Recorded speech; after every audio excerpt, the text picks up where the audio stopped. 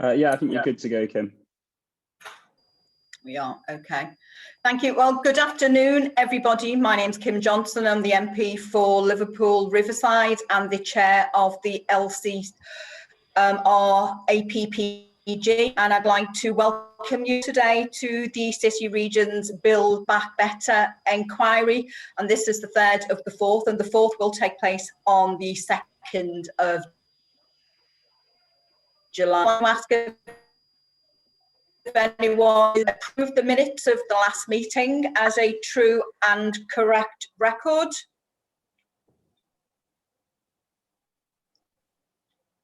And I've just had a notice to say that my connection is unstable, so please forgive me if I freeze out. Steve, yeah, a true and correct record. Thank you so much. I want to know if there are any matters arising from the previous minutes. And it's very difficult to see everybody on the screen. So Steve, can you do me a favour and see if anybody's got any matters arising and let me know? If there are any, I will, of course, yeah. It doesn't look as if there is any. Okay, thanks, Steve. And I just wanted to remind everybody that the session is being recorded, and we've just been told that, and it will be going out in a couple of weeks. But, you know, the session, as I've just mentioned, is the third of the fourth, and we all know that climate change is the biggest challenge facing us at the moment, and you're particularly for the global south, and we will have seen, you know, floods, droughts, fires, and I heard recently about a plague of mice in New South Wales, and people were talking about driving along the road and hearing popping sounds like bubble wrap, you know, so it is a major issue for us all and something that we all need to be concerned about. So the meeting today will focus on three things: how transport can recover from the impact of the COVID pandemic, and how transport can help the region and the UK achieve net zero, and how transport in the future can make the public's needs for affordable and reliable public transport. And all of these follows various government announcements on buses and rail, including the new bus strategy and review. And so time, and today we will hear about active travel and have updates on Northern Powerhouse Rail and the transition to electric vehicles. But first, we're going to hear from some young people, because I believe it's very important that we do have a young person's perspective on green travel. So we've got Paige, Connor and Leah in the group going to talk to us today. And I've just explained to the three young people that they were originally only allocated 5 minutes, but I think it's really important that we do hear from the young people. So I'm going to invite Paige Williams to have the floor at the moment. So over to you then, Paige. Hi everyone, I'm Paige Williams and I'm a firefighter at Mersal Fire and Rescue. What I can say from us as a service is, going forward, we have an integrated risk management plan that comes out every few years. And I know there's something in that has been pushed by people in the service, is that we have more charging stations for electric cars, because currently there aren't any on station. For all fire engines to be fully electric within the next few years, and all fire service vehicles to also go fully electric. In terms of the travel for me, I live in the city centre now, and one thing I've noticed is, for me to get a bike, for me to store the bike, there's not that many places in town where I think, oh, I could take the bike out and it could stay dry if it was raining. There's not that many shelters that are undercover. I know that the electric scooters are taken off quite well in town, but one thing is the safety of them. I think they can be a massive benefit if there's more safety input around them. And also another thing, road safety lessons. I think younger people are put off taking a bike to work. I know we done the Ride to Work scheme, which was brilliant because so many people signed up, but I don't think there's enough road safety awareness or courses or where to access the courses because you need to learn how to drive on the roads with a bike, not only in the car. So I think more of them would be beneficial, or targeted more at younger people. Thanks so much for those contributions, Paige. I think you make some really valid points. And Connor, you wanted to have an opinion. You have an opinion on what we need to be doing and thinking about. So over to you then, Connor. My name's Connor. I work in occupational health in the fire service, and I also do a bit of street intervention team work. Now, I personally live in Crosby, so I've got really good access to the beach. I can go all the way up to Formby, Southport if I wanted to. But as Paige says, live in the city centre, and there might be people who don't have as good access to get into the green space. I know they've got a new cycle path on the Dock Road, but even so, it's still by cars that are going 30, 40 miles an hour, probably faster. So I think maybe it could be more route, if there was more routes to get into the more green space. And sorry, notification just come up. Secondly, as well, if you didn't like the city centre, I know you've got good walking areas, but to get to the green space, maybe could create, like, you know, if you have the garden by Liverpool one. Maybe more green space on the further sides of town, on the outskirts. Yeah, that was pretty much what I was going to talk about. Again, thank you so much for those contributions, Connor. And hopefully throughout this afternoon session, we might get to hear about proposals that might meet some of those needs.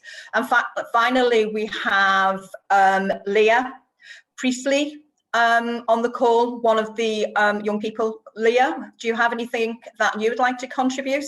Yeah, hi, I'm Leah, and I'm the chair of Halton Youth Cabinet. So I'm from Halton, more specifically Widnes, which Halton is obviously a little bit more cut off from the city region because of its difference in travel areas.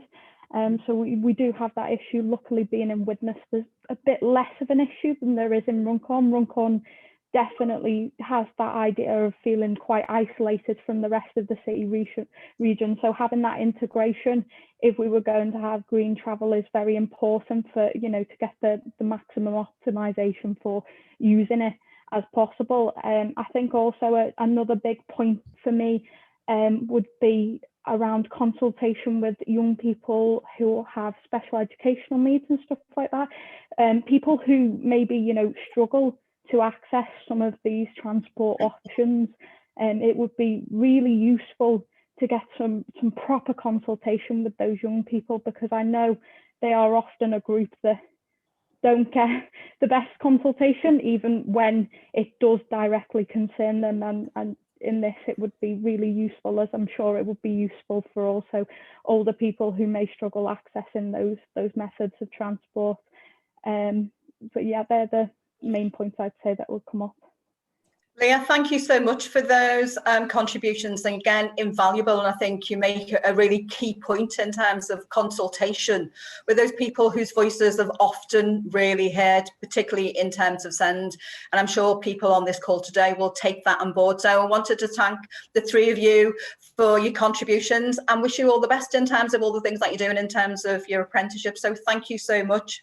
So I'm going to begin part one of our session, and we have two speakers, and I'd first like to invite Baroness Via, Parliamentary Under-Secretary of State at the Department for Transport, to provide details of the government's bus strategy. And just to remind you, Baroness, that you've been allocated 10 minutes, so if you could keep to 10 minutes, that would be absolutely wonderful. Okay, yeah, right, you don't have to keep. So that's over to you then. Thank you. Thanks very much, Kim, and please just shut me up if I'm going over 10 minutes. I will try very, very hard not to. But thank you so much for inviting me to speak today. It's a great opportunity to hear from people, so I'm looking forward to your questions and your comments a bit later on, and really good to hear from the three young people. I've got some thoughts on that, which I might come on to a bit later. But, you know, the last 14 months, as we know, have been full of devastation and disruption. It has been very, very difficult. And it can be easy to forget that we're living through two global emergencies. Both affect millions of lives and livelihoods, and both are demanding and will demand how we choose to live our lives day to day. We are going to have to fundamentally rethink the the type of economy and the type of society we want to live in. So while the vaccine rollout is curtailing the impact of COVID-19, which is hugely positive, there is no equivalent double dose solution for the climate emergency. It has long preceded COVID, and it will long outlast COVID. And as the largest source of emissions, transport has a huge role to play in meeting our ambitious targets of 78% reduction in emissions by 2035 and a carbon-free economy by 2050. So that's why, what we're talking about today is so important, because as well as developing the new technology and alternative sources of fuel, we have to find ways of encouraging greater use of public transport to take cars off the roads and to clean up the air and to ensure that we have a green-led economic recovery. Now, I realise that I am already preaching to the converted. I'm very pleased that Liverpool City Region has already shown great leadership on this issue. You've pledged carbon neutrality by 2040, and that's a decade earlier than the national target. I'm delighted to hear about the 20 hydrogen-powered double-decker buses that are going to be on the streets soon, and the refuelling infrastructure. And this was helped with the funding from the government in the Transforming Cities Fund. And they will drastically improve air quality. And I think that's one of the other major bonuses of reducing carbon emissions, is often we get improved air quality at the same time. And of course, these vehicles added to others already in the fleet, 12 electric, 60 biomethane and hybrid buses. And I understand that you have a vision of 1,000 zero emission buses in the next decade, which is really ambitious. And I love ambition. So very pleased to see that. But your own carbon action plan shows that whilst emissions from industry and domestic consumption have reduced since 2005, fantastic, overall emissions from transport have largely remained the same, and that is the same, across many areas of the country. So it's clear we've got to make the case to passengers. We've got to see how we can get them to switch from their high polluting cars to lower emission forms of travel, such as buses.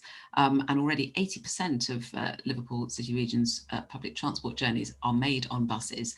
The nation loves buses, Liverpool loves buses. We need to get more people to get onto them. And that's exactly why we did the National Bus Strategy, which was long in its gestation because of COVID, but I think we got it right in the end, and a lot of people really warmly welcomed what we had proposed, because it is the biggest shake-up in buses in a generation, and it's backed with £3 billion worth of additional funding over the course of the Parliament that will deliver better bus services that put passengers first.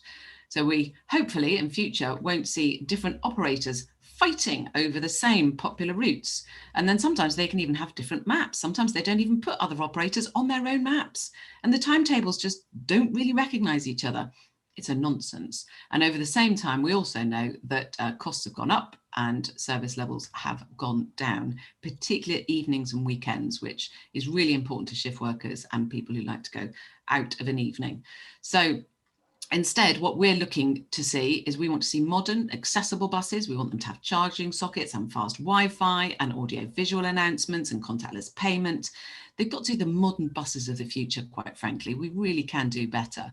So we'll also have simpler and cheaper fares with daily price caps to make bus travel even more affordable. We want higher frequency services through turn up and go routes, particularly on busy urban bus corridors. Hopefully we can make timetables largely redundant, as they are on certain corridors now.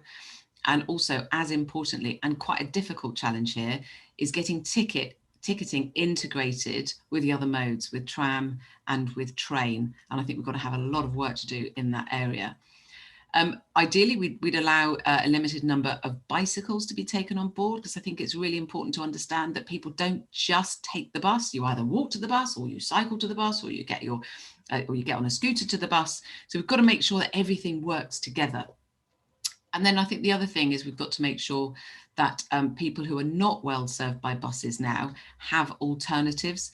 Maybe not such a big deal in Liverpool City Region, but in some rural areas, you can't put a bog standard bus service on because it just isn't value for money. It's bad for the environment. But what you can do is you can look at demand responsive transport, and that's where you just tap on your smartphone, and it's a bit like an Uber pool, and it will turn up and take you to where you want to go.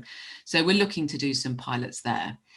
But you know, Liverpool has done some fantastic stuff, and I know that the My Ticket intervention has caused an increase of 168% of people of bus journeys by young people. That's brilliant. That's really, really good. So we've got to think about how this funding can support a new way of working. So the new way of working that we're proposing is that local transport authorities work much more closely with the bus operators. So we don't have the nonsense that we talked about before, where they're all just sort of fighting over the same passengers. So that's why we've said that by March next year, we want the local transport authorities and the operators to get into statutory enhanced partnerships. These are sort of legal agreements, which mean that you can set out what you want to see from the bus. The bus operator says, all right, I'm going to put those things into place. We know that it's worked well. It's worked well in Hertfordshire, and we've got some good franchising with Jersey Bus, Liberty Bus in Jersey, and of course, London has really good bus services, and that's franchised. So I think for these arrangements, we're combining the best of both worlds here. We've got certainty to the operators, and we want them to invest in infrastructure. We want them to innovate with confidence. We want them to bring their ideas as to how we get more passengers. And then we're going to give the combined authorities greater control over local routes and fares, and also things like bus priority schemes, so to make sure that we can get buses to their destinations on time. And of course, matched with this responsibility for local authorities will become greater accountability.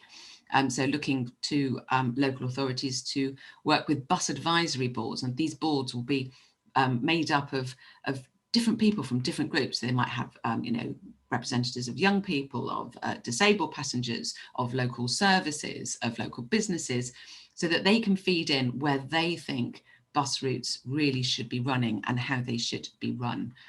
So by October, we're looking for bus service improvement plans from every local transport authority.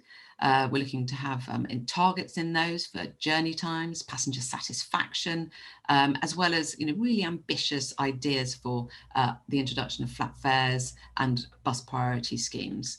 So these documents won't be written, stuck in a cupboard, and they're never revisited. We expect them to be updated annually, because as things change and new places will need new services, and also more people have more ideas as to how things will change. And we recognise that one of the things that buses have suffered from across the country, perhaps not so much in London City region, is just the capacity and capability of people working in local transport authorities to actually figure out what they need most. So we're going to provide financial support to local authorities to help them develop the skills that they need within their own people. And we're also going to set up something called the Bus Centre of Excellence, which is like a bus university, basically. And that will be really good for sharing best practice and for accessing training. I mean, I would expect places like Liverpool City Region to actually help others to get to up their bus game, because I have no doubt that Liverpool City Region knows what it's doing. It's perhaps the surrounding local transport authorities where you might have cross-border services, they might need some help, and I would really hope that you guys would be able to contribute your knowledge. And so I think this strategy will be a game changer for bus travel. It should reverse the decades-long decline that we've seen, and it absolutely has to happen if we are going to meet our climate change targets, because we've got to beat this cycle of car dependency, which leads to increased congestion. Then you get poorer bus services, then you get even more cars. It's no good. We need to sort it out, because we know that buses are environmentally really good for us. They take the equivalent, a double-decker bus takes the equivalent of 75 cars off the road. And as I mentioned before, it's also supremely good for air quality. So this year I'm investing £120 million in zero emission buses and green infrastructure.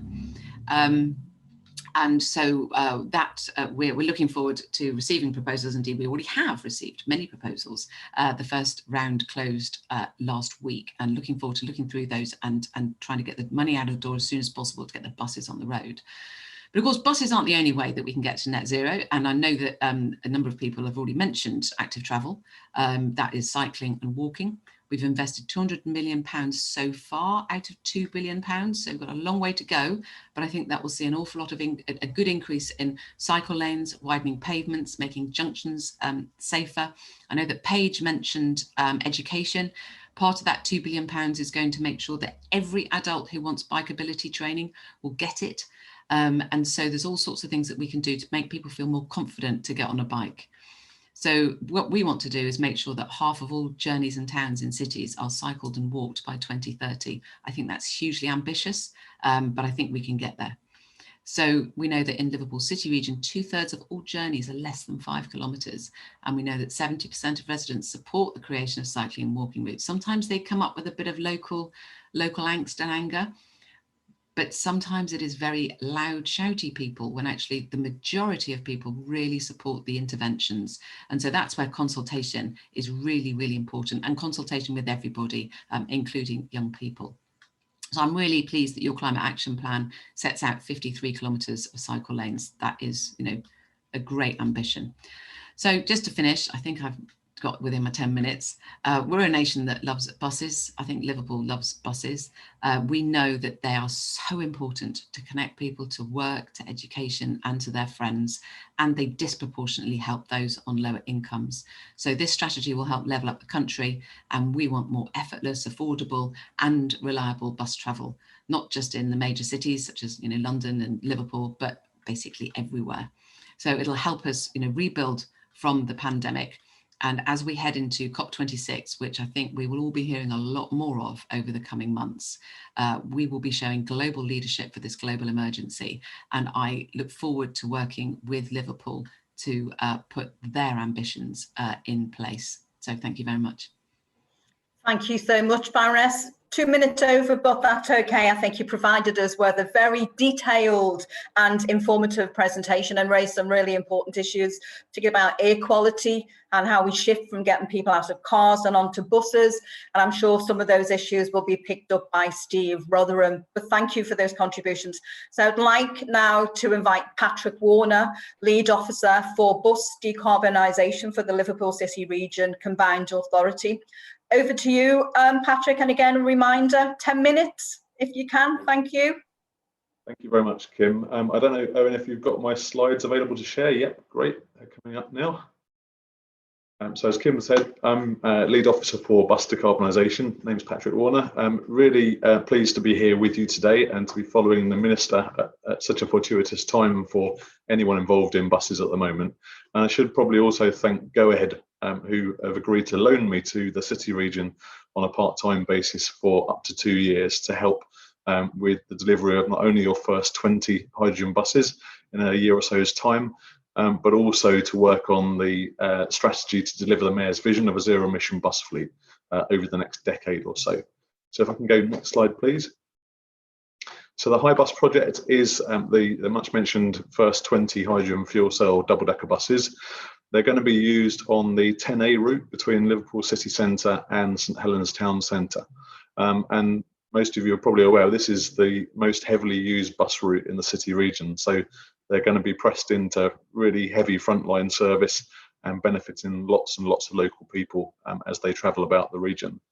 And they're going to be purchased by the combined authority and owned by the people of the city region, and then leased to the current operators, Arriva and Stagecoach, who'll be taking 10 each of these buses. The hydrogen refuelling infrastructure is going to be located at Arriva's St Helens depot, which is conveniently at the end of the 10A route. They'll be flexing to make sure that that investment goes in one scalable solution that will be fit for providing zero emission fuel for many more buses in the future. And it's funded, as the Minister mentioned, by £12.5 million worth of Transforming Cities funding, which is delivering a lot of regeneration across the region as well, I believe. So if we can go next slide, please. These are going to be setting a fresh standard of what people will expect from buses in the future. The artist illustration there shows a new local identity that will be adopted by both operators, very much reflecting the local ownership and the fact that they belong to the people of Liverpool. So real key local branding and identity there, but they'll be the highest spec buses you'll have seen in previous years with e-leather seating, high back seats, additional glazing in both the roof and the staircase, which is going to create a really nice light experience inside for passengers.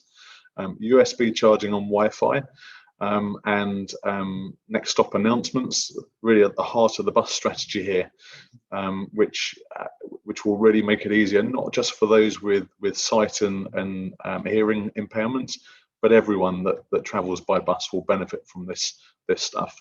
On the approach to railway stations, we've also added an additional feature to that audiovisual next stop announcement that will display real-time information too. So as the buses approach the railway stations or the metro, the screens inside the buses will flip to show what the next rail departures are, really reinforcing that better integration between bus and rail. And there's going to be a countdown feature as well. So when these buses are at their terminus points, if you're walking towards them, you'll know how many minutes or seconds it is until the bus departs. So you don't have to rush and potentially sort of risk injury. And they're going to be fully accessible as well. We're really embracing much of the bus strategy requirements for better buses. These are going to be fully accessible for up to 2 wheelchair users with all of the features and extra destination advice inside as well. So really, really high spec buses that everyone will be able to enjoy equally. So next slide, please. Yeah, so following the initial 20 buses, we've submitted a fast track zebra bid, as the Minister mentioned, where we're hoping to double the number of these buses and convert all of the 10A route requirement to these new high spec hydrogen buses. And looking ahead at the strategy work that I'm going to be doing, the route analysis study that we've done already shows that across the region, there isn't a single bus depot that could convert solely to conventional battery electric buses. So I know and believe strongly that hydrogens can have an increasingly important role to play in the delivery of the Mayor's vision of a zero emission bus fleet. And what a great place as well with hydrogen available in the region too. The Northwest, I think, has a fantastically strong sort of alignment with easy access to hydrogen. So we can go next slide, please. But as I always say, zero emission buses alone are not the answer. Road transport emissions are by far the largest contributor to poor air quality and sadly deaths every year. Interestingly, we lose as many people through poor air quality issues and health conditions that are created by that every year as we have sadly with COVID in the last year. So as the Minister said, this is 2 emergencies that need to be tackled. And air quality is absolutely looming large over COVID for ongoing years. So the work that we're doing now to decarbonise is absolutely vital.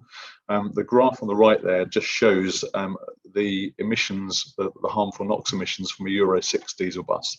And this underlines why zero emission buses alone are not the answer, because most of the buses purchased in the last 5 years are already by far the cleanest diesel vehicles on the road on a tailpipe for tailpipe basis, before you even consider there could be, as the Minister said, up to 75 people on one of those buses. So if we were only to change 4%, which is the current sort of contingent of road transport that is currently diesel buses, we'd be wasting a massive opportunity.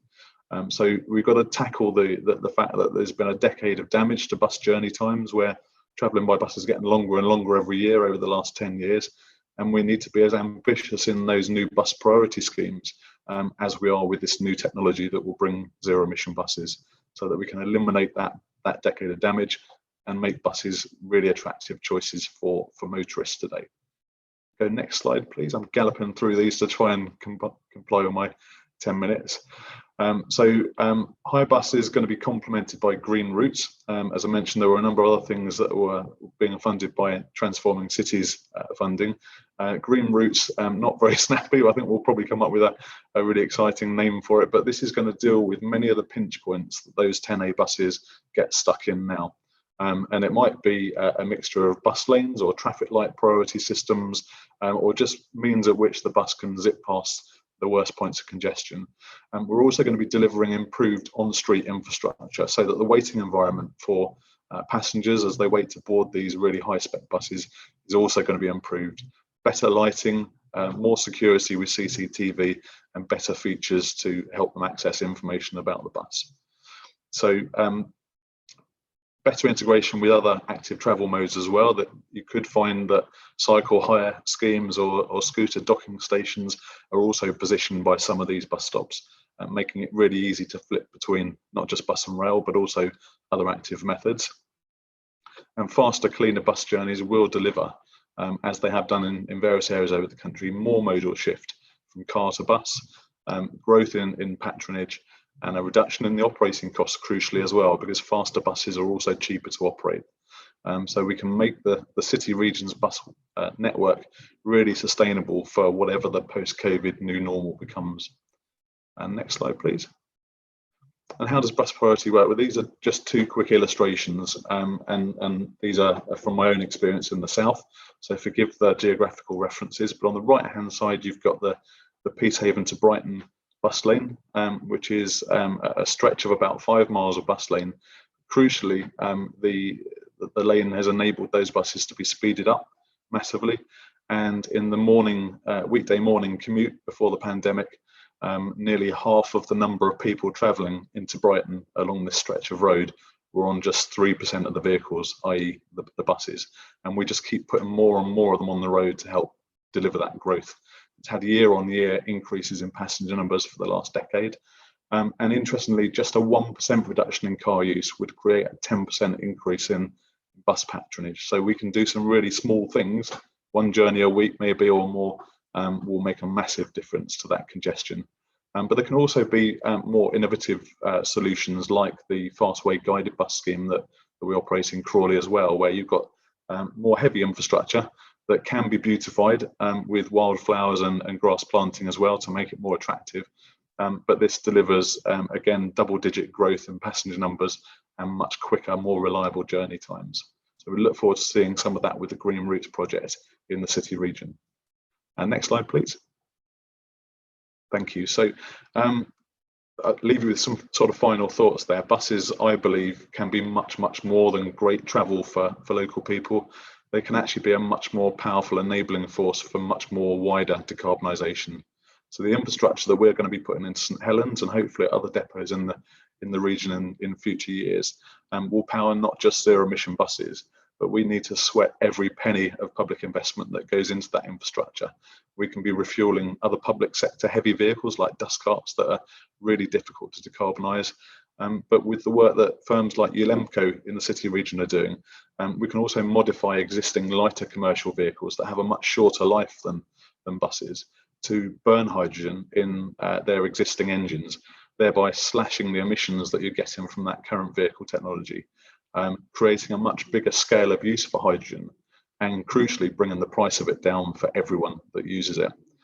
We've also got the opportunity to create education and skills opportunity for local people here. So a really, really complementary scheme that will deliver a great deal more than just clean buses. I think that may be the last slide with any content on there. So yes, thank you very much for listening, and I'm more than happy to take any questions that might follow. Thank you so much, Patrick. And again, you raised some really interesting points, and I personally look forward to travelling on these high-spec hydrogen buses, because since I got my pensioner pass last week, I've done a lot more travelling on buses. So thank you so much. And we will have the opportunity of a Q&A after I invite Steve Rotherham to address the meeting. But first, I just wanted to congratulate you, Steve, on your re-election as our Metro Mayor. You've been doing a fantastic job, and you keep up the good work. So over to you, Steve. Thank you. Thanks, Chair, and always great to follow speakers, including, it has to be said, the good Baroness. I'm always enthused by Baroness Vere, because I might be wrong here. I hope I never am, but I believe in what she says, and I do think that we'll start to see some of those things that have been in that presentation and one that we had yesterday, but start to come to fruition. But this is the big test, really. It's the when, isn't it? It's not, how, because we've got the how. We can do that very, very quickly. It's the when, and we are poised.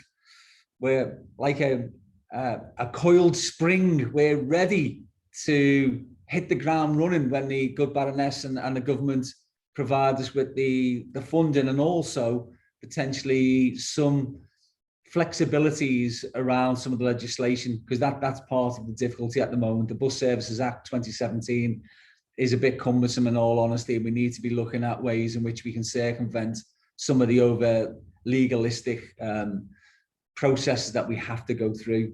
But we just go back to what the three young people, other than the Baroness, spoke about, and that was Paige, who talked about both bike storage, and we are looking at that, by the way, Paige, but e-scooters. And just yesterday I've visited Voi, and they're the ones who in our area are doing the e-scooter pilot.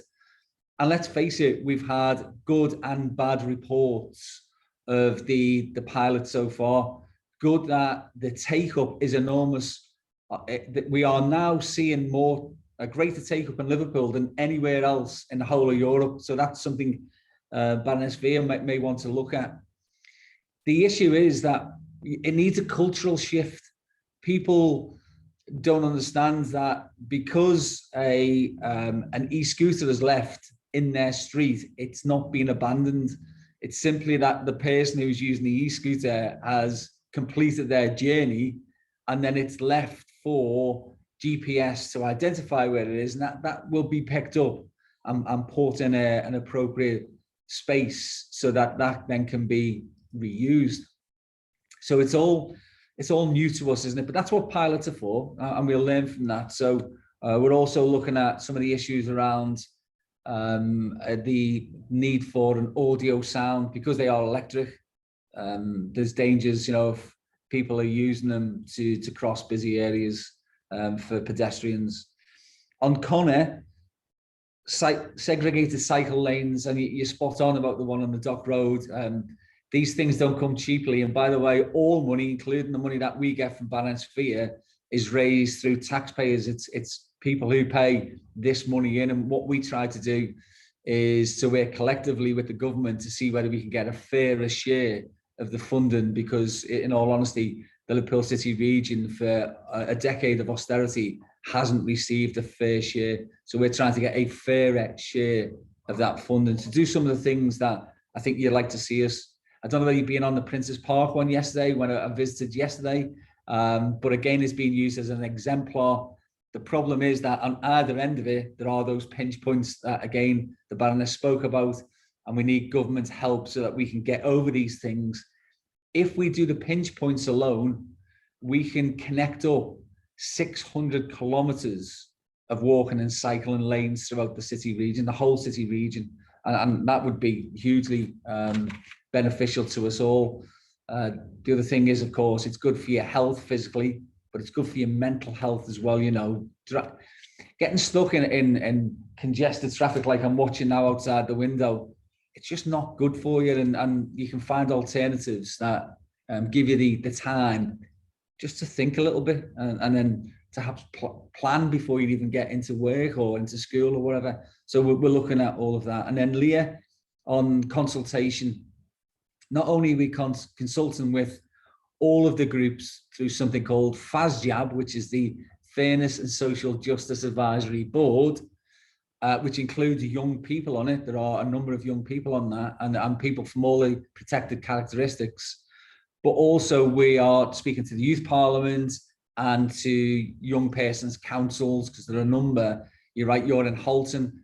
We have 6 across the city region, and we are going out actually to speak to people, not asking them to come to see us all the time. I do a question time, and I go out to the 6 local authority areas and I listen to what young people are telling us. And then just on some of the big stuff, because hydrogen was mentioned by Patrick and others on several occasions. Patrick, hydrogen could be fantastic. Patrick's absolutely right. It could be great. At the moment, it's blue or grey hydrogen that we're using. We are the most ambitious because we're talking about green hydrogen. That's where we want to get to.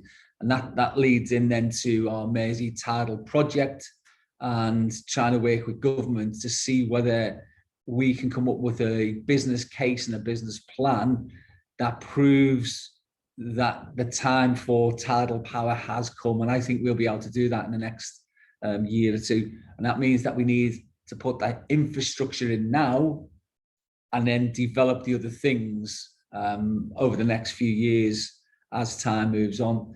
And then Kim, you mentioned about your old GITS passport, as they call it colloquially. And we have the most generous concessionary travel scheme in the whole country. Not only do people in our city region get, it's also called a twirly as well, Baroness Via, and that's because you can't get on it until 10 o'clock or 9:30, and some people try to get on it and then they're told it's too early, so they call it the twirly.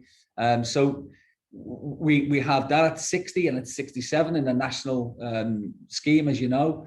We also allow under 5s to travel free on our buses. We have the My Ticket that you referred to earlier. We have half price travel for our apprentices. So we're doing what we can to make buses attractive, but we need to integrate it. And that's the big theme, isn't it, of what we need to do, pulling stuff together. My mum was a great knitter, and that's what I'm trying to become here, knit all the bits together so that it starts to make sense. Because if we have all of that wonderful walking and cycle infrastructure, but you can't get on a bus with a bike, then it sort of starts to fall down. We've just bought £500 million, us, not government, us, £500 million worth of brand new rolling stock. We'll have the most sophisticated and accessible trains in the whole country. And as part of the design of those trains, we went out and spoke to people with all sorts of disabilities. So the sort of neurodiversity type stuff, but also physical disabilities. And they are brilliant. But we also spoke to cyclists. And so there are more cycle racks on every single carriage, rather than the fleet that we've got at the moment, where if you put 3 bikes on a train, that's it, you can't go any further. But we need to link that in then to those walking and cycling routes, and we're doing all that. There's a very sophisticated strategic overview of public transport in our city region. And what I want to do on behalf of obviously the 1.6 million people in our area, but on behalf of UK PLC as well, is prove some of these things so that we can attract more people to come to areas and use public transport as an alternative in our city region, which does all of the great things that we've said we need to do. Climate emergency, greatest exponential threat to us all. Yes, of course, we've got the pandemic and we're not over that yet, but we're doing our bit on that. And we've said 2040 to be net zero carbon. And actually, that's because we spoke to the universities and they gave us the methodology. I think we'll be able to come in considerably under that, but we're not over egging it. We are saying we're managing expectations. We think we can do it by 2040. If we can do it before that, that would be brilliant, wouldn't it? But the whole thing sort of will be successful or will fall on the assistance that we get to work in collaboration and partnership with national government. Thank you so much for sharing that with us, Steve. And I'm always a big believer in being ambitious. And I think we in Liverpool City region are nothing but ambitious, and I have great hope and faith that we will deliver on this very ambitious agenda. So we have a couple of minutes for a Q&A, so for any of the previous speakers. So if people would like to ask a question, can I ask that you use the raise hand symbol, and Steve Barwick is going to help me because I can't see everybody, and he's going to let me know who's asking questions. Thank you. I think there's a question from Paula Barker. Damien's put something in the chat. I don't know if Damien wants to ask it.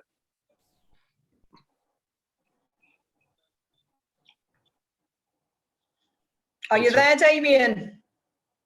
His microphone's not working.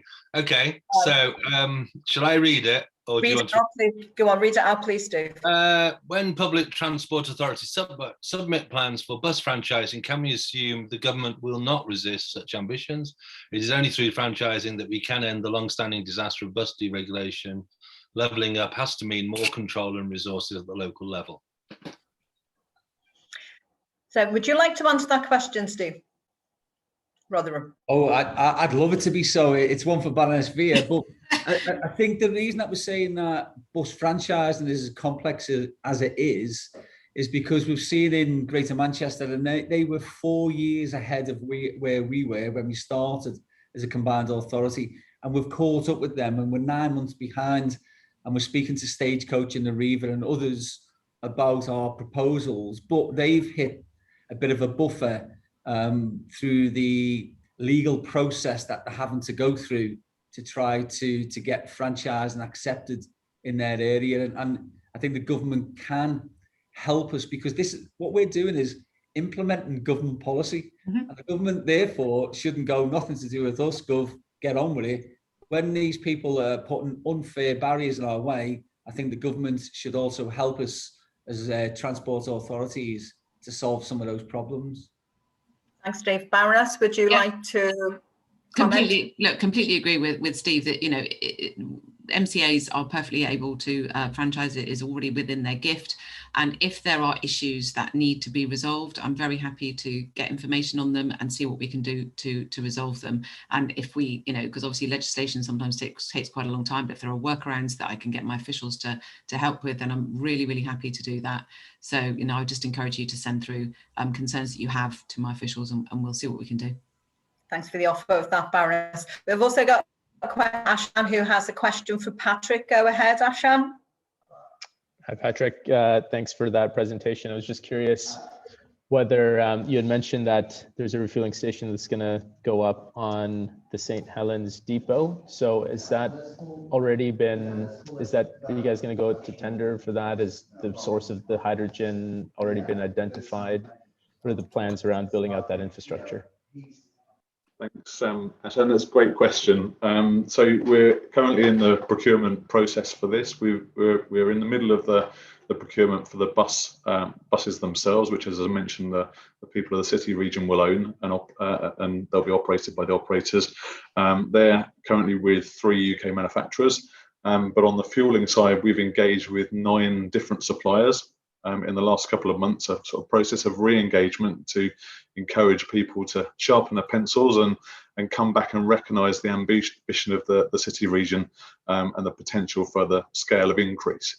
And that's already paying dividends, but we're in the middle of a procurement process, so I probably wouldn't comment in a more detailed way on any of the options at the moment, other than to say that, as our mayor has already said, we've got a real ambition for green hydrogen. So whether it's using very clean, low carbon hydrogen initially on the journey to completely clean green hydrogen is very much in our sights and already being pledged by a number of the different suppliers that we're talking to. Thank you so much, Patrick, for that response. I have questions from also Laura Robinson-Collins and Charles Whitford. Can we ask those questions, please? First Laura and then Charles. Thank you. Can you let us know who your questions is directed at? Thanks. Laura. Thanks, Kim. Hi, yeah, Laura. I'm one of the councillors of the Liverpool City Council. And my question's about schools and active transport, walking to school. So I'm not sure who it's to, I'm really sorry. We've been doing a lot of work in Liverpool, as you know, Kim, with the walking to school project. So really, I just need to know if there's any possibility of support in terms of the legislation they're changing nationally, similar with the bus re-regulation. As you know, we don't have the same advantages that they do in London in terms of that legislation.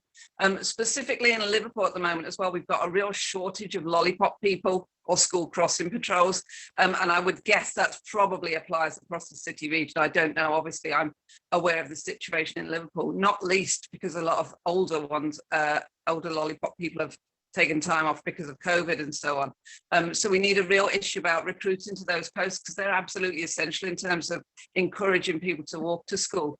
And the third element as well returns to this issue about storage for push bikes, which was mentioned right at the beginning by the fire service colleagues, in terms of supporting schools, particularly primary schools, with the funding for storage for bikes, because again, about encouraging children to cycle to school with the parents, but then to be able to leave the bikes securely in the schools. So 3 elements for all around schools. Thank you. Thank you, Laura. And Charles, can I have your question, please?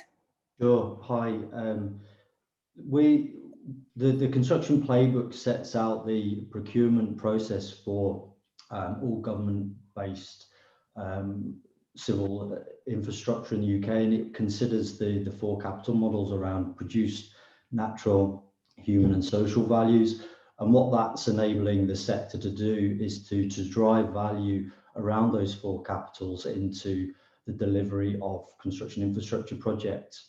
The question I've got is there an opportunity to work with the region on the understanding and defining the procurement frameworks to deliver those other areas of capital value around the human, social and natural, in addition to the produced values?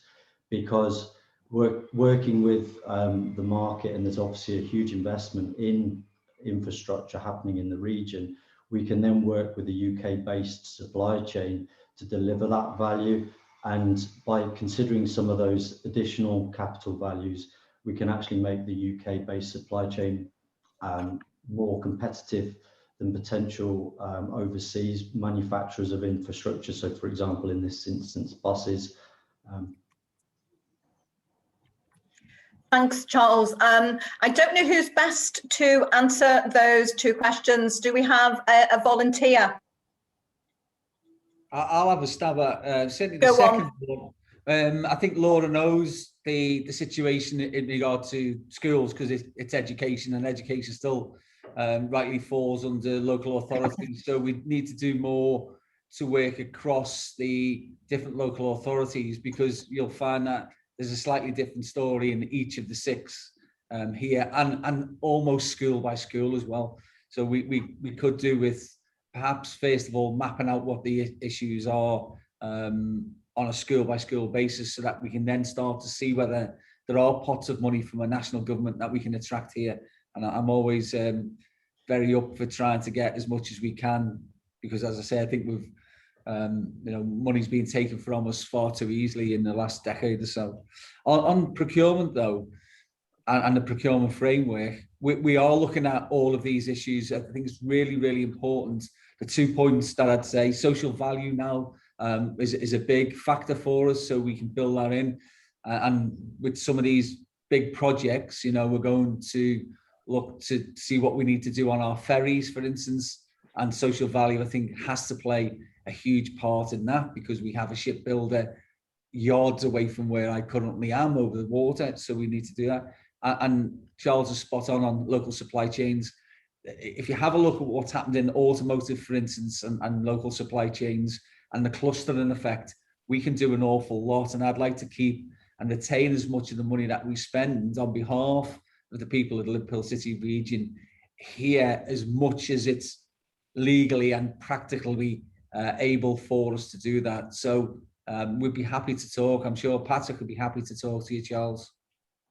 Thanks so much for responding to those questions, Steve, and thanks for everyone for your contributions. We're going to move on to part two of our session now, the future of active travel, Northern Powerhouse Rail and electric vehicles. And I'd like to invite Mary Cray, the former MP and now Chief Exec of Living Street.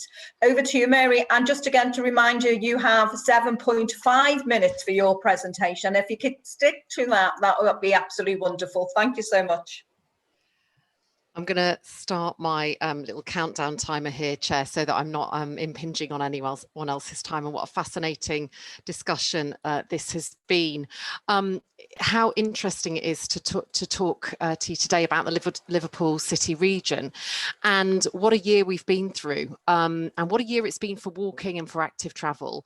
What Hippocrates called a person's best medicine, walking is the miracle cure. And we've been using walking as a way to stay fit, to stay mentally healthy, to get to work, to get to school. And with gyms and workplaces closed, everyone has rediscovered the act of walking, the oldest, cheapest and greenest transport we've got. And that's literally what we're built for. Sport England data shows that during the first lockdown, 63% of people said exercise was important for their mental health, and nearly 2/3 of people were walking for exercise. So it's put a real rocket booster under people's appreciation of their local areas. And as we move into a more blended workplace environment, we're going to have to use this behaviour change to build back better, because COVID and isolation have revealed really deep inequalities in our society. Lockdown brought isolation, not just for older people, but for younger people too, people living on their own in flats. And we at Living Streets ran walking groups to help people stay connected. We also saw activity rates falling for children, something that we addressed through our school activity tracker, and we changed it so that when the schools were locked down, the children were able to log in with their parents from home. And if they were under COVID restrictions, they were even able to log running up and down the stairs as their daily activity tracker, so for those who are self-isolating. So as we look to a brighter future today, we have our Living Streets manifesto, which we urged Steve during his mayoral campaign to sign up to. And this had 4 main pledges. The first was to end pedestrian deaths and injuries on our road, to commit to the Vision Zero target of having 0 deaths by 2030. This is a huge challenge, and it will be done by introducing a default 20-mile-an-hour speed limit in built-up areas. So completely changing the lens through which we look at our cities. If you're in a zone where the road has been built for the car, we're basically saying you need to build roads for the pedestrian and for the bike. And that's about spreading the inconvenience. Nobody thinks it's a problem for a group of school children to wait for the traffic light to change. But if you have a group of 15 cars waiting for the traffic light to change, suddenly it's a jam. We don't think of it as a people jam, we only value the traffic jam. And so you might have seen on the front page of the Daily Telegraph today, you know, a lot of anger as Transport for London rolls out default green person pedestrian crossings set to the permanent green person to give pedestrian priority, so permanently to red for cars, only changing when the car approaches. So some really interesting changes there. That's something that we have been piloting with TfL, and of course they've managed to dig somebody out who thinks this is going to be the end of the world as we know it, but it's about turning the lens inside out, improving our crossings and junctions, making sure there's a pedestrian crossing at every signalised junction, because almost half of pedestrian deaths and serious injuries in Liverpool City region occur at junctions, the places that should be the safest place, and creating a new child-friendly streets fund to cut rat running. So we would want some of the temporary street changes, the closures for school streets, to be made permanent. And we've asked for a school street in every ward in Liverpool City region. And we're looking forward to working with the mayor and the authority to make that happen. The second big pledge is tackling air pollution. We know we have a climate emergency, and the city region was one of the first to declare it. But we know that air pollution is polluting not just our streets, but our environment. Huge cost of the health costs to pollution. And we want the mayor to improve access to public transport, which is underway, and to reduce car, van and private hire vehicle journeys by 20% through low emission zones, reallocating parking spaces for different uses such as parklets, cycle hangers that Paige was talking about, and other community assets. Why can't we shift from grey infrastructure to green infrastructure? Educating drivers about the health problems caused by idling cars, giving out twice as much air pollution when they're idling, and particularly unfortunate to see that outside schools. Buses, council vehicles, making the vehicle switch to green, and creating more green corridors, which is underway as well. Shifting behaviour change around schools. 1 in 4 cars in the morning peak is on the school run.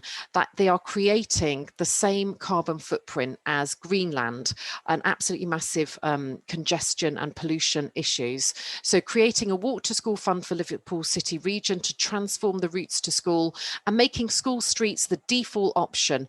And as I said earlier, 1 in each ward, making the journey to school nicer through a default 20-mile-an-hour hour speed limit. And finally, make walking easier and cutting clutter on pavements. A big campaign for us through the summer, creating walking networks with low pollution walking routes, better signage at bus and train stations and interchanges, and developing car-free areas. Lots of cities, Brighton, York, you saw the bus lane there in Brighton, are making large areas car-free. So space reallocation that prioritises walking and cycling has sped up through the pandemic. And what we know also is that the pedestrian pound is incredibly important to those local cafes where we need people to come in and spend their money. So it's a really important part of building back better. So just a very quick final thought, which is that we know that if you you invest in walking, you tackle air pollution and climate change. We know that walking can help us build back fairer after COVID. And we know that we can create places where people can meet, where people can rest. Our towns and cities do not have to be built around the cars. We want places where children can play and children can run, because places that are safe for children and for older people are places that are safe for everybody. And that is truly a prize worth fighting for. So I'll hand back to you, Chair, and happy to take any questions. Thank you so much, Maureen. I think you again raised some really important points in terms of the shift from a grey to a green infrastructure and changing people's attitude and culture to roads. I'd like now to invite Steve Sutcliffe, Head of Northern Powerhouse Rail Development, to give it a 7.5 minute presentation. Steve, if that's possible, thank you so much. Thanks, Kim. I've set my timer as well, so I'll try and keep to that. Good afternoon, everyone. I'm Steve Sutcliffe, Head of Development for Northern Powerhouse Rail at Transport for the North. It's great to be invited here today to update you all on Transport for the North's flagship programme, Northern Powerhouse Rail. I'll give a quick overview on programme progress over the last 12 months and also the role NPR has in the decarbonisation agenda. So it's probably just worth saying we're at a critical moment in the North's history. The infrastructure investment decisions made in the coming weeks and months may well define our region's future prosperity for generations to come. That's how pivotal this is. This is precisely why we must get this right and why we feel that government should support transformational solutions across the NPR network, including on the Liverpool to Manchester corridor. Just in terms of programme progress, despite the obvious challenges over the last year, as we've all adapted to a very different way of working, development work has continued to progress at pace on Northern Powerhouse Rail. Notably, we've completed the sifting process and shortlisted options on each NPR corridor, with some routes now at single option. Our TfN board have agreed a single preferred way forward and indicative phasing plan for the programme. We've engaged with partners throughout the drafting of the NPR Strategic Outline Case, the SOC. In light of the delay to the SOC, following a request from government to do so until publication of the Integrated Rail Plan, we submitted statutory advice to the Secretary of State outlining TfN's preferred network and way forward ahead of the IRP's publication.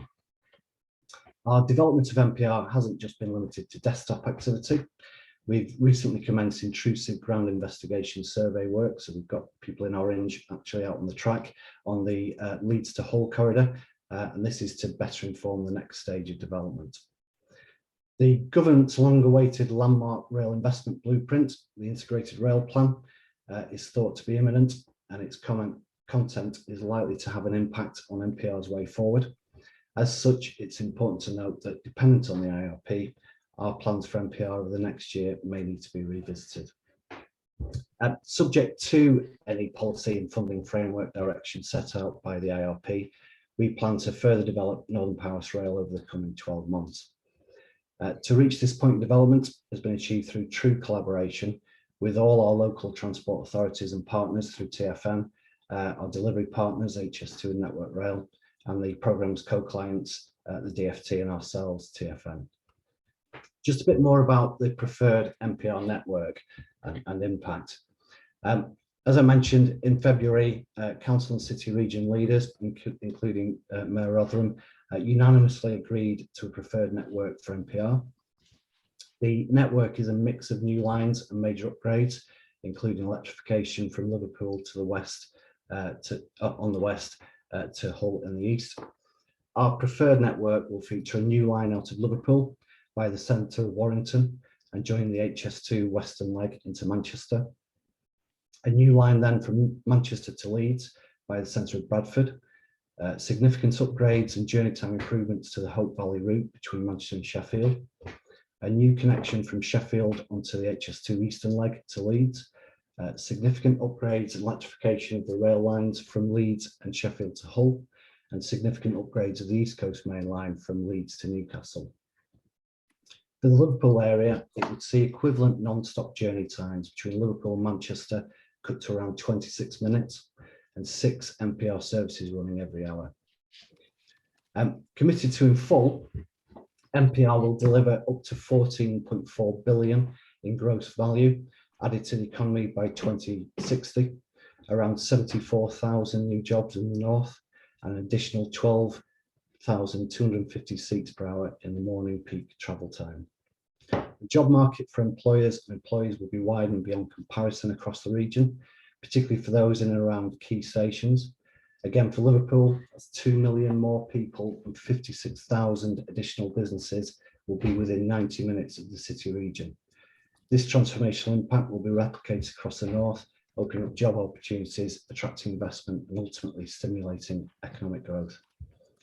This is badly needed rail investment over the coming decades, which will be the north's single biggest transport investment since the Industrial Revolution. It's a long-term solution to correct what has become a serious national imbalance in our economy, caused by decades of underinvestment in the north. The impact on the programme will be transformational, not only for rail connectivity in the region, but also for the economy, environment, and for people's quality of life. That's why the government should commit to the full transformational vision for both Northern Powerhouse Rail and the full western and eastern HS2 route. Just moving on to decarbonisation. The decarbonisation challenge in the north, I think we all know, is a significant one. Travel around the region is dominated by car, with nearly 60% of trips made via car. Notably, most of these journeys only involving one occupant. Surface transport emissions across the north, including heavy goods vehicles, equates to 26 million tonnes of carbon dioxide. Over half of that figure comes from car journeys and a third of it emitted from road freight. NPR changes this, promising a greener future with up to 58,000 cars taken off our roads every day. We plan to reduce operational carbon emissions from the transport network through greater use of electric rolling stock and modal shift from car to rail. There are other environmental benefits though, in terms of reducing congestion, improving air quality and tackling transport related social exclusion. The benefit cost ratio for Northern Powerhouse Rail includes monetised carbon reductions using the government's carbon values, as well as higher carbon values. We're also testing the use of lower discount rate, which means long-term future carbon reductions would be weighted higher than they are at present. As well as this, we're embedding the consideration of embodied carbon within our project appraisal process, so we can understand the relative carbon intensity related to different design options and particular aspects within our schemes generating the highest amount of embodied carbon emissions. We need to understand also our construction carbon baseline as comprehensively as possible, and then set a reduction target against that baseline. We're going to do that by during the next period of design.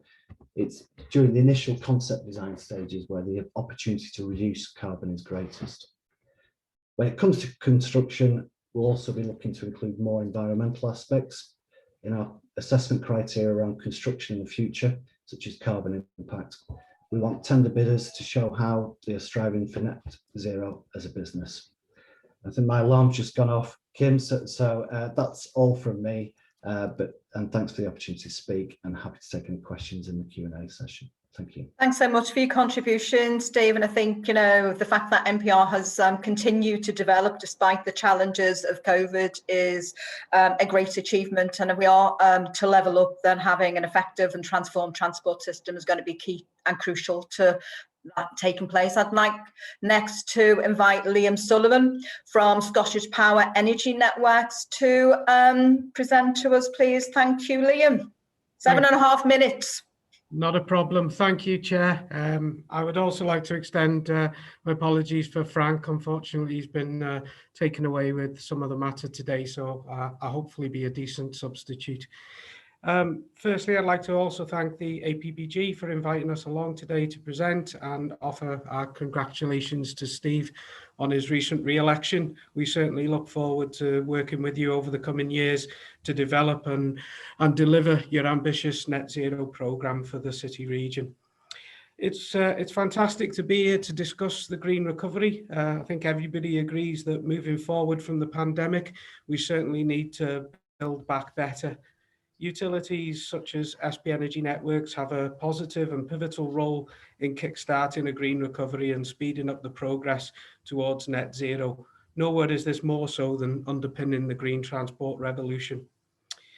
Testament to our commitment to net zero, we're extremely proud that our Scottish Power Group is a principal partner of COP26. We believe the climate conference in November will be a huge opportunity for the UK to demonstrate its commitment to the climate crisis and showcase our ambitious plans to the world stage.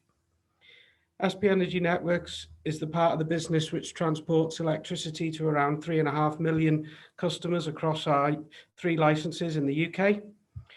As the distribution company for Liverpool City region, our critical infrastructure moves electricity to homes and businesses across the whole city and beyond. It's fair to say the electricity network is the backbone of the energy system across the UK, connecting renewable generation sources, taking clean and green energy to the homes and businesses and consumers of the country. This network will have a bigger role to play as we transition to meet our net zero targets. There's a huge reliance on electricity to power cars, buses, and heat our homes, and this will require future increases in capacity for the network to cope with the higher demand. We've been working hard on this over the last few years. We've invested over £4 billion in our asset base to adapt to the change, both modernising the network to meet its current needs and also to meet the needs of customers in the future as the UK transitions to net zero. We're investing in our people across our distribution licence, which covers, as I said, Merseyside, Liverpool City region in its entirety. And we have ambitious plans to continue recruiting and creating valuable jobs for the local people. The transition to electric vehicles for our customers and communities is at the forefront of our network planning. Both Scottish Power and SPS Energy Networks launched our National Zero Carbon Communities Initiative with Steve back in October 2019. The initiative highlighted that Liverpool City region would need to install somewhere in the region of 600,000 EV chargers by 2040 in order to reach their target of being net zero, creating thousands of jobs along the way. Our zero carbon communities work highlighted that there is no one-size-fits-all approach when it comes to decarbonisation of transport. We believe that Liverpool City region should be able to take the decisions based on their community needs and wants in the transition to net zero, ensuring it's fit for purpose and that no community in the UK is left behind. This is more important as we begin to emerge from the coronavirus pandemic. We've been leading the conversation for green recovery from the crisis. We have over 100 graduates and apprentices working across the distribution licence in Merseyside and North Wales. And as we emerge from this crisis, it's even more critical that we create roles and opportunities that will be at the heart of our recovery. Last week, we announced a further 108 opportunities for young people to join our company this year across the whole of our operations in the UK. These roles range from graduate placements, apprenticeships, as well as pre-apprenticeships for school leavers. We really do want to help support and develop green jobs of the future. As a part of our commitment to the recovery, As well as providing green jobs, we've just announced over £10 million of funding for the next 2 years for Liverpool City Region Combined Authority into green recovery projects. That will help drive the transition to electric transport, energy efficient homes and low carbon heating. An example of this will be a project to kickstart the Runcorn Station Quarter regeneration project. The investment will go towards the connection of new electric vehicle charging points, transforming the area, and with the aim of attracting new environmentally friendly business and housing developments. This funding has come from New Green Recovery Programme, which was been launched by Ofgem this week.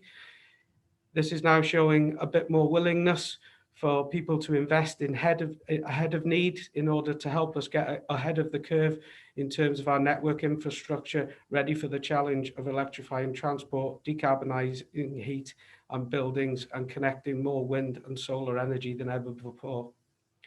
The truth is, this is really only the tip of the iceberg of what we need to do in Liverpool and everywhere across the UK in order to get communities ready for net zero. We would like to fund many more projects like this, and will continue to press to go much further and much faster. With that, Chair, I'll hand back to yourself, please. Thank you so much, Liam, for standing in at the last minute, and I'm really pleased, in terms of your move to modernise to reach net zero and your commitment in terms of investing in people. So I look forward to that. So I'd like now to invite us to raise any questions, either by using the raise hand function or putting a question in the chat box. Thank you.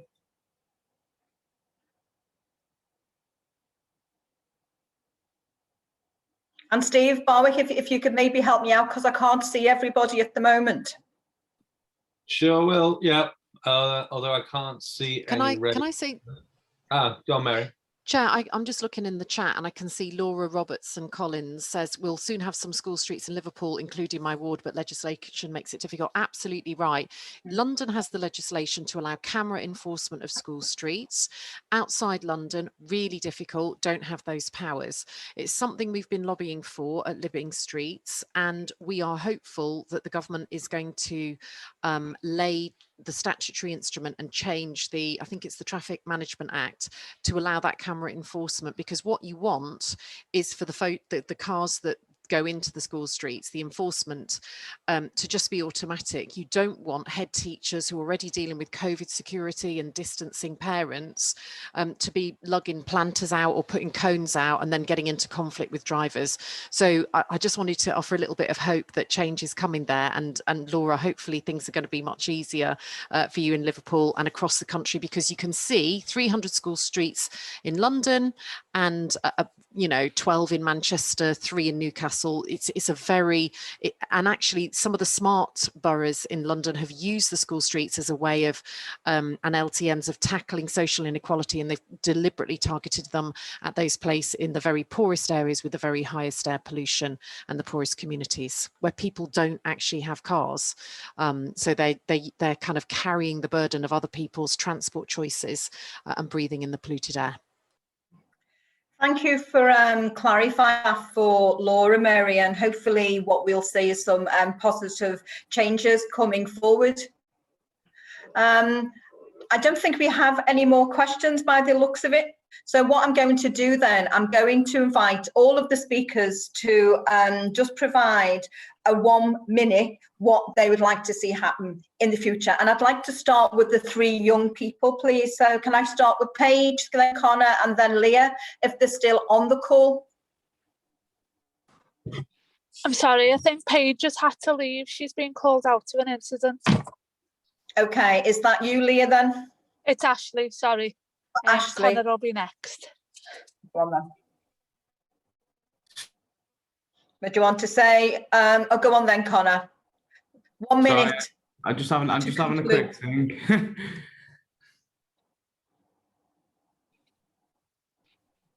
want me to come back to you? Yeah, please. Is Leah still on the call? Yeah. Leah, then that would be great if you could, make a 1 minute suggestion. Absolutely. So I think, yeah, definitely. consultation. I know FASJAB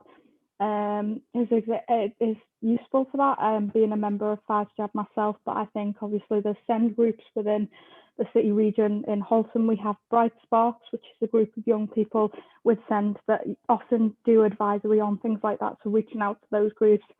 I think, as was covered, you know, by Paige, you know, having those areas where you can store bikes and stuff like that and encouraging that is super important. Halton's integration, focusing on that during that would be really helpful in getting it, you know, across the Liverpool City region as a whole. But yeah, that's, I think. Thank you, Leah. That's been invaluable. And Connor, did you have anything? Yeah, I think. Well, personally, my mum's a school teacher, so definitely around schools, I'd like that the 20-mile-an-hour speed limit sounds good, and the enforcement of it as well. And I know the bike shelter in my mum's school is not the greatest, and obviously that's because of funding, because they can't just build one. And I know when I was in primary school, I'd done my cycle proficiency, but I don't think it prepares you for the actual roads when you get older. Maybe develop it into secondary. I'm not sure if it's in secondary schools at the moment, but develop it to secondary schools when kids are more likely to be on the bikes on their own. Thank you so much, Con. I'm sure those issues will be picked up by people on this call today. Patrick, do you have 1 minute concluding comment?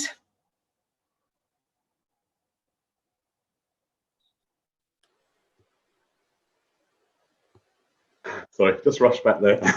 Sorry. Yeah, that's all right. I wasn't expecting an extra opportunity, but I'll happily seize it. And 1 minute. I think really encourage people to embrace these new hydrogen buses when they come in a year's time, or just over a year's time. Try something different. If you don't already use public transport, give it a go once a week, and help make a massive difference to improving air quality in the city region. Oh, thank you so much, Patrick, and thanks for your presentation today. My pleasure. Mary, Thank would you you for the like to opportunity. make? Oh, thanks. Mary, would you Thanks like to very make much. a 1 minute? Thanks, Kim. Yes, I'd love to. I'm just reflecting what Connor said about cycle parking and the fact that it costs pennies to put in a covered cycle parking shelter. And you think of the millions that we spend pouring asphalt and concrete on our roads. What I would say is that we at Living Streets create change in one street, one community, one town, one city at a time. And people are getting together across the country to reclaim their streets and neighbourhoods and to improve them for walking and cycling. We don't have a local group in Liverpool.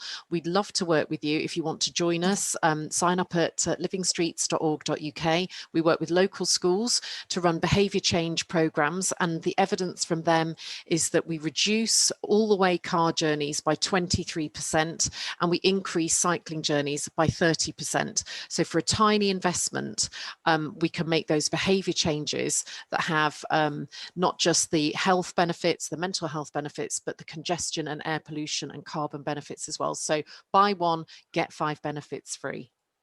Thank you, Mary. A win-win situation. Maybe if you want to put the link in the chat, people can pick it up as well. Steve Sutcliffe. Thanks, Kim. I think I'd like to just see the government commitment through the IRP as soon as possible, and for it to fully reflect the ambition of the North and for NPR and the other major schemes, HS2 and TRU. I think the sooner we get that, the sooner we move forward, and the sooner we get the benefits of improved transport, environmental and economic benefits going forward. So that's what I'd like to see. Lovely. Thank you so much, Steve. And Liam, would you like to make a 1 minute contribution? Yeah, I think the key thing for me is about collaborative working. We've recently done a great piece of collaboration with the city region to identify 10 locations for zero carbon refueling stations across the region, and looking at how we can develop that work into further projects and look at funding and delivery and working together to achieve net zero and the green recovery. I think that's the most important thing for me. Thank you so much, Leon, and I'd like to thank all the contributors today's event, and I think you'll agree that we've had some really fantastic presentations and some suggestions in terms of how we can move forward, you know, particularly around engaging with young people, increasing consultation and collaboration. So it just leaves me to thank the sponsors of the group and the Secretariat, and to remind you that the next meeting will be Friday, the 2nd of July, and it will conclude with the Build Back Better inquiry. And I look forward to seeing you all in July and wish you a really nice and happy sunny weekend. So thank you so much, everybody. Thanks, Kim. Thank you. Thank you. Cheers, Kim. Thank you. Bye.